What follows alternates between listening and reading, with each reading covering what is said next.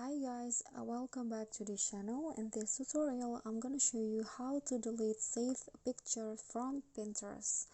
So if you save a picture on Pinterest, it will be saved to your profile and it's called pins. And if you want to delete that, just follow the steps. So open your Pinterest and then go to your profile by clicking on the person icon at the top, at the bottom right corner, this one, and then here choose the pins that you want to delete. For example, I want to see all pins, and just choose which one that you want to delete. So for example, this one, I want to delete this one, so just long press on the pictures and then here go to the pencil icon, this one, to go to the edit page, and then here at the edit pin, just scroll down until you find the delete this pin option. So just click on that and then here click on delete again,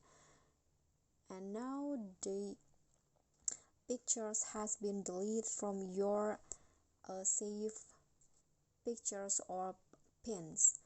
Okay guys, so that's all for me. If you got any question, feel free to drop them in a comment, and if you think the video is helpful, don't forget to click thanks, like and subscribe for more content. I'll catch you all in the following videos. Thank you.